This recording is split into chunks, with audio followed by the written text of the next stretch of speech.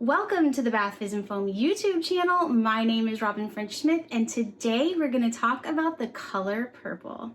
Now, you might have grown up being told a lie. Yeah, it's 2023.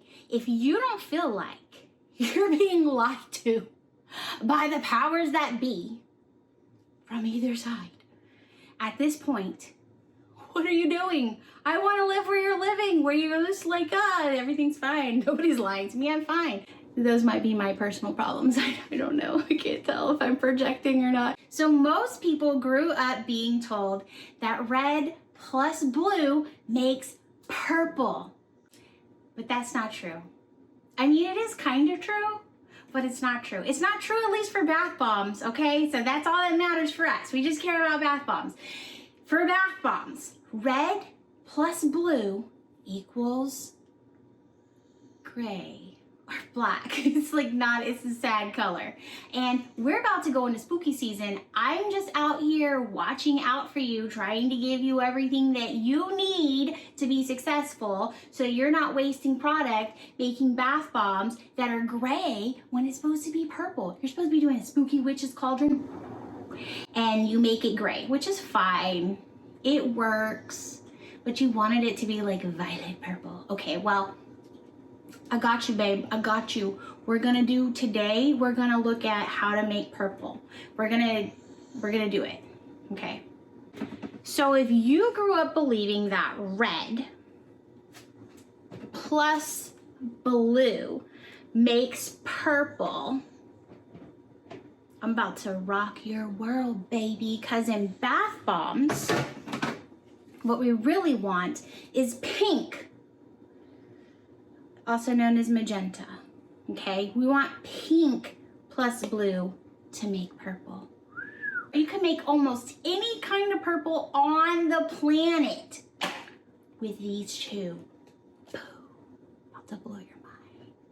We do have a blog post about this, so if you don't want to sit here and listen to me talk, that's fine. You could just go read the blog post and see how to make purple, and it probably might make more sense. I personally tried to follow the purple color study to do this. No, didn't even try. I did. I followed the purple color study to make this video for you so you could see exactly what you can get. And just like in the green color study, we're talking about ratios. So if you want it to be a bluer purple, you're going to use more blue.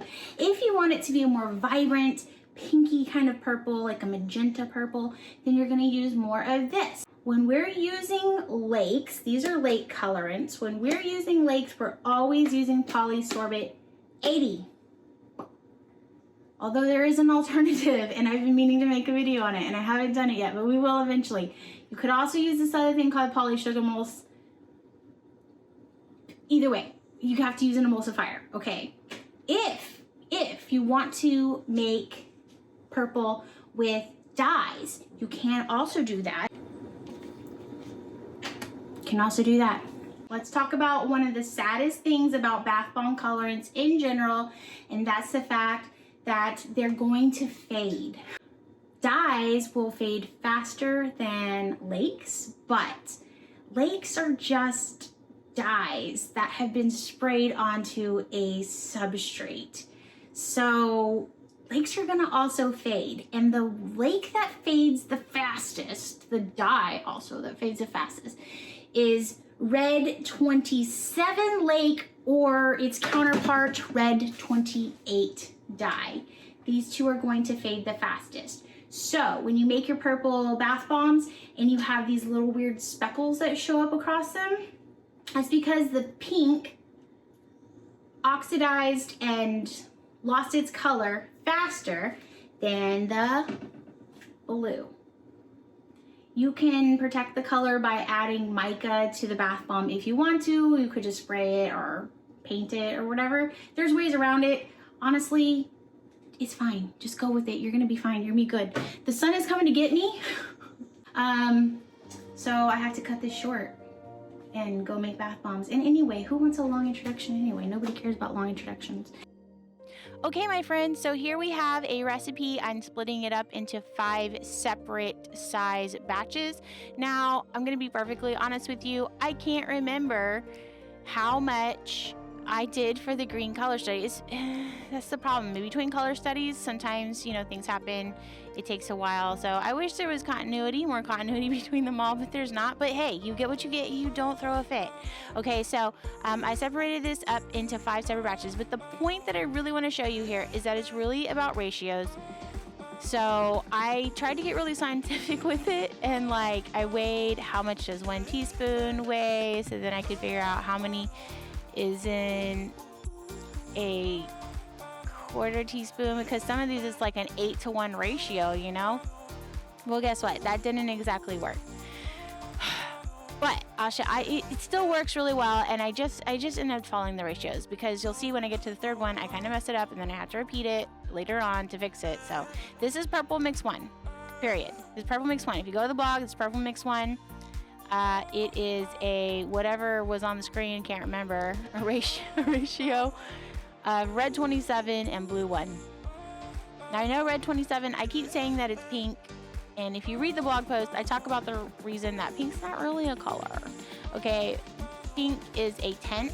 The color you're thinking of when you think of pink, that is a tint.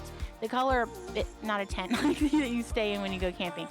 It is a tint of red. So it's red plus white makes pink, right?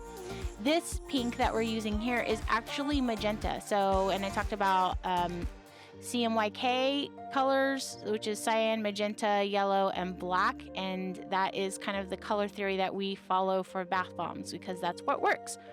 So, so I added the color in, and then I mixed it in really well. When I'm making bath bombs by hand and not using a mixer, I like to add the color before I add my citric acid. If I'm doing it in my stand mixer though, I don't care. I will add it afterwards. And there's the original color from the color study. I would say that they are pretty close, especially when the mix dries out a little bit more. I feel like they are very close, but it might be a little bit brighter, but you can see that they're related. It's very similar to the original color from the color study, and that's the goal.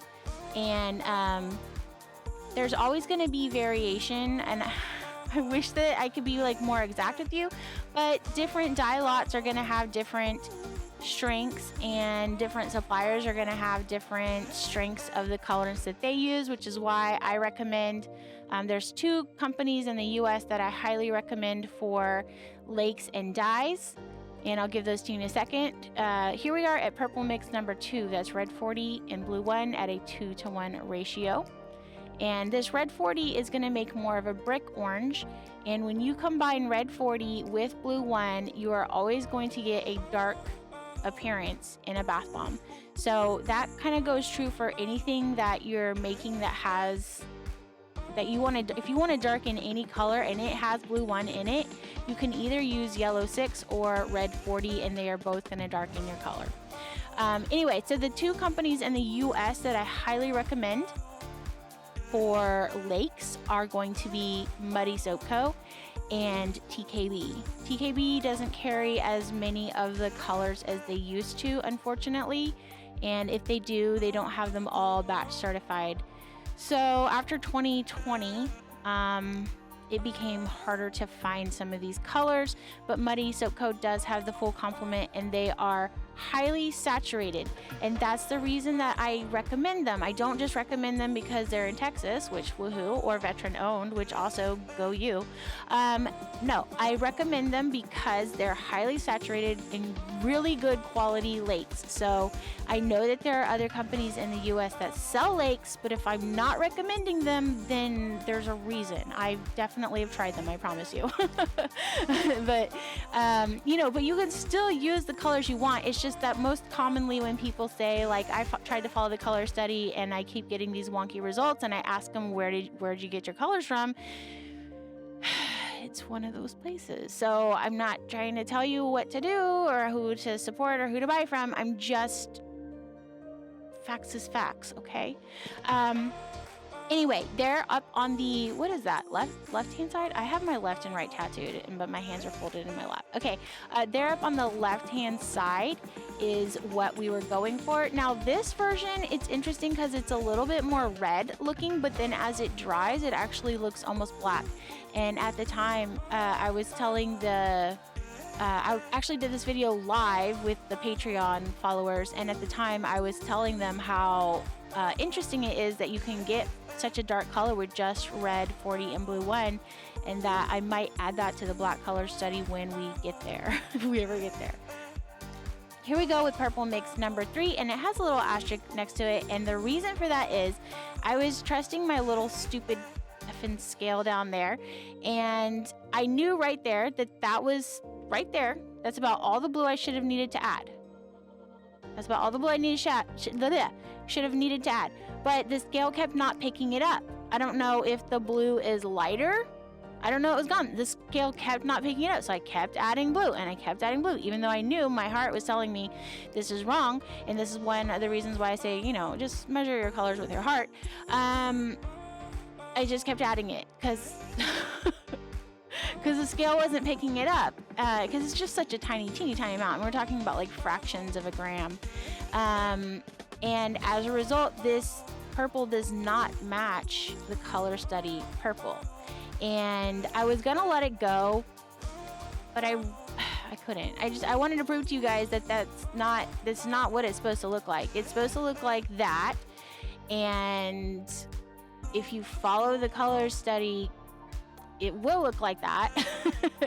But if you're heavy-handed with one of your colorants, which I was heavy-handed with the blue, now it looks way more blue than it should, which it's still a pretty color, don't get me wrong, but it doesn't match the color study.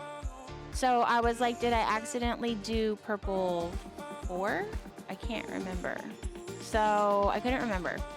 And I just wanted to double check that it was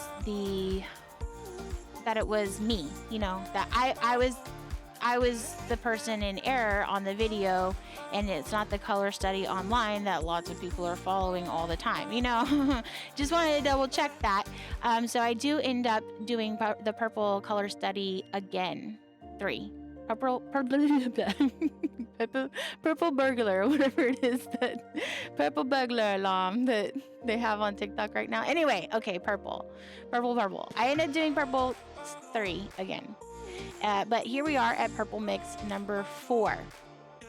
And it's going to be the red 27 and the blue 1. I do have some red 33 that I am working with to explore. It's not as commonly available, which is why I try not to use it in my color studies, but I am working on some more advanced color studies for a different project.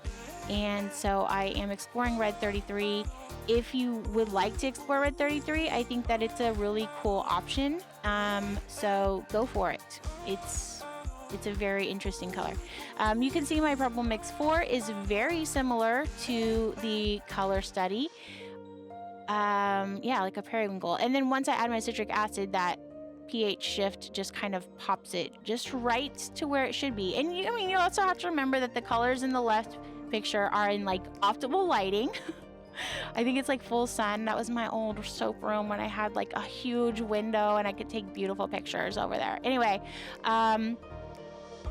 so, you know, results will vary, but you're gonna get a very close approximation to the color you're going for if you follow the color study, okay?